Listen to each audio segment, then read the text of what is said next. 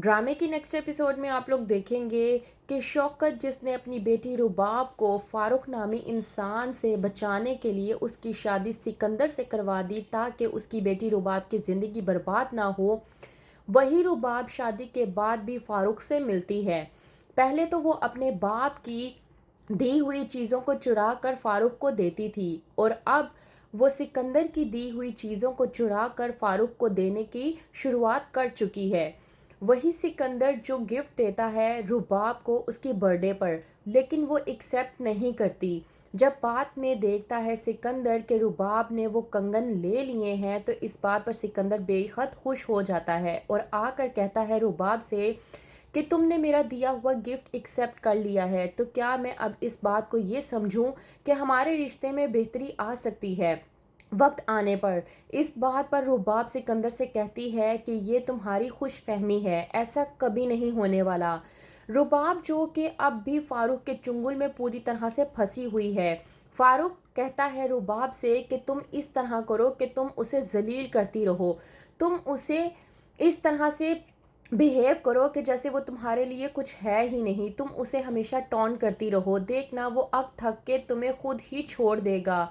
इस बात पर रुबाब फारूक से कहती है कि मैं भी यही चाहती हूँ कि वो मुझे छोड़ दे, क्योंकि मैं अब भी तुमसे बेइंतहा मोहब्बत करती हूँ फारूक, और मैं तुम्हारे बगैर रह नहीं सकती। फारूक जो कि रुबाब को सिर्फ पैसे के लिए इस्तेमाल कर रहा है, उसे रुबाब से किसी भी किस्म की कोई भी मोहब्बत नहीं है, क्योंकि वो बहुत अच्छे तरीके से जानता है कि रुबाब उसके लिए कुछ और नहीं बल्कि सोने की चिड़िया है, जिसे वो जब चाहे इस्तेमाल कर सकता है अपनी ज़रूरियात के मुताबिक। और रुबाब इस बात को समझने के लिए तैयार ही नहीं। वो फारूक को इतना अच्छा इंसान समझती है कि वो अपने वालिद के फैसले पर भी एतराज़ करती है। रुबाब जब फारूक से मिलने के बाद घर वापस आती है तो सिकंदर पूछता है रुबाब से कि वो आखिरकार कहाँ गई थी और उसको बगैर बताए वो कहाँ चली जाती है। तो इस बात पर रुबाब भड़क उठती है और कहती है सिकंदर से कि मैं तुम्हें बताने की पाबंद नहीं हूँ, और किस हैसियत से तुम मुझसे ये पूछ रहे हो कि मैं कहाँ गई थी और कहाँ जाती हूँ। मैं तुम्हें बिल्कुल भी जवाब नहीं दूंगी, बेहतर ये है कि मेरे मामलात में दखल अंदाजी मत दिया करो। वहीं पर दूसरी तरफ शौकत पूरी तरह से परेशान हो चुका है जब शाइस्ता आकर बताती है कि वो रुबाब से मिलने के लिए गई थी लेकिन वो घर पर मौजूद नहीं थी, वो लंच के लिए कहीं गई हुई थी। और ये भी बताती है शाइस्ता कि इससे पहले भी वो रुबाब से मिलने गई थी, तब भी वो घर पर मौजूद नहीं थी।